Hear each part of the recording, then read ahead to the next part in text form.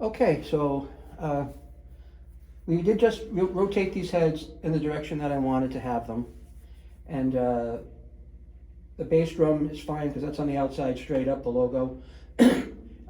Snare drum's okay, floor tom's okay. This one actually came out pretty good just by just a little hand tightening. All right, that sounds pretty good. But in tuning a drum, the important thing with tuning a drum, okay, is that you don't just tune for the sound. Well, you do tune for the sound, but the tension all the way around the head should give you the same tone no matter where you hit it. So I'm going to go around the rim, I'm going to hit it, I'm going to hit the head where the lugs are, and we'll see if that tone changes at all.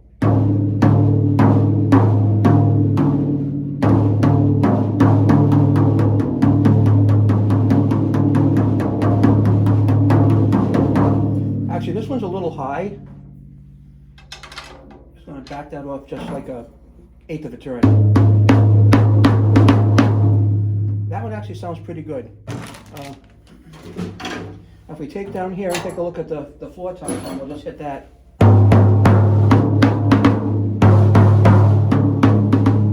They almost sound the same to me. So we're going to loosen that floor tom just to here, maybe a eighth of a turn all the way around. And I'll do this with the other key, what I'm going to call the manual key, not the spinner key. I just want a little deeper tone on this because it's a bigger drum. Right? That's good now.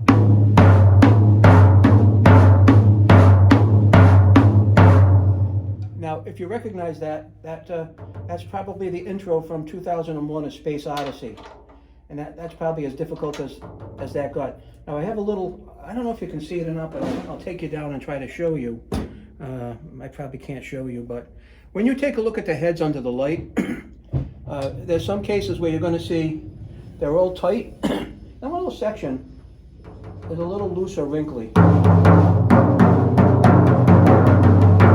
And that's going to just need a little bit of love there, okay? Just a little bit.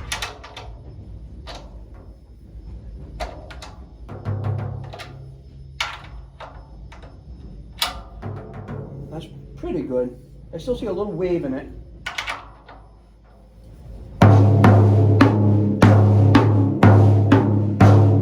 Now we got to loosen this a little. That tune is not good. There's a lot of things you can do to tune your drum kit up. You know, you can get into putting pads on the heads to make it a certain sound.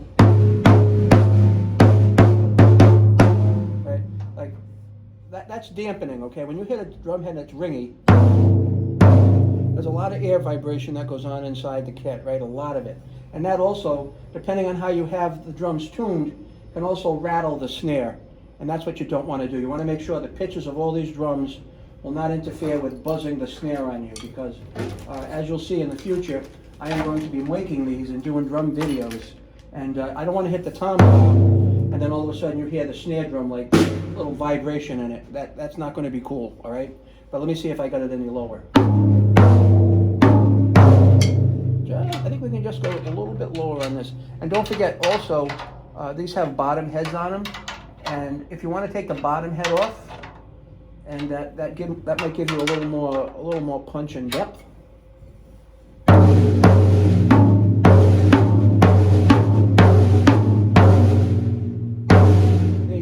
You can hear that. I don't know if you can hear it, but I can hear it. When I hit the floor tom, the snare buzzes. All right.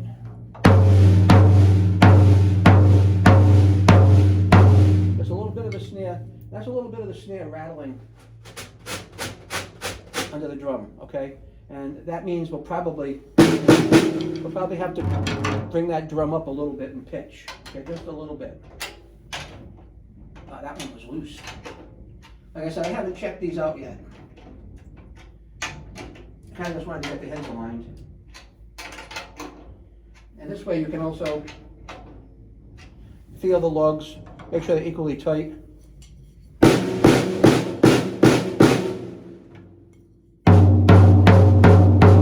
Now that's buzzing a lot less. All right, now let's get this that's a mess right now. Let's get that tuned up a little bit. When I say tuned, right now it's just tuned to my liking. Just a little bit on each one of these. Obviously, this is the smallest tom for now, and we want this to have the highest pitch, but it doesn't sound like it's you're thumping a piece of leather though. Okay, you want to have a little pop and ring to it.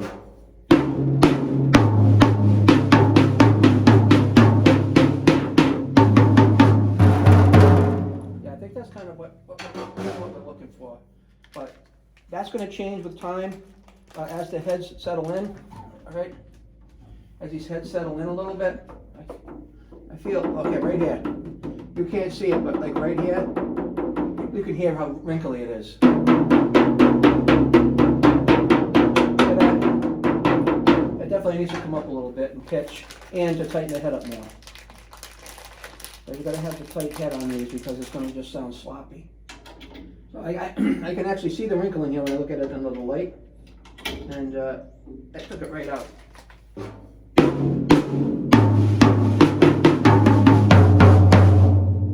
That's sounding pretty good. Now, this is going to be set up for my 8-year-old granddaughter, okay? And she's never seen it yet, and she'll probably be pretty surprised.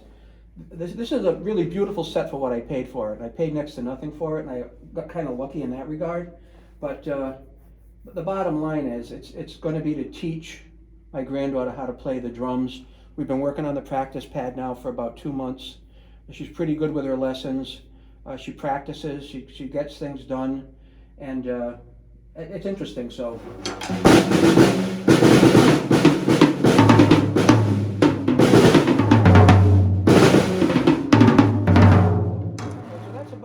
that's about it on this video here.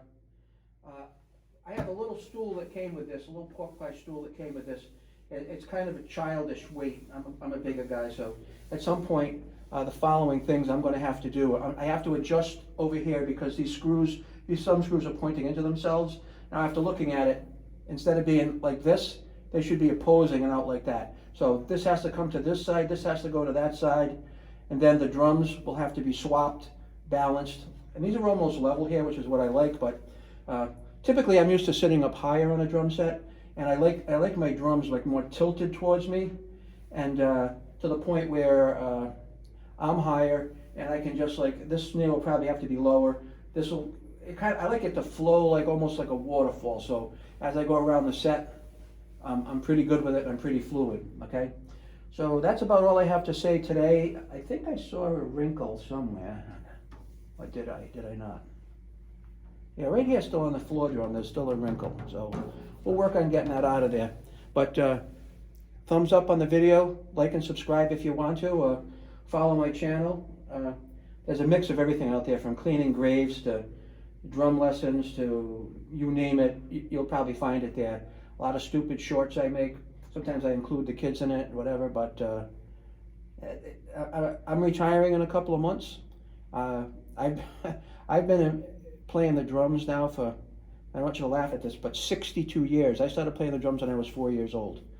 And I came home from school, not school, but I came home in the house one day and my dad had bought me a Ludwig set.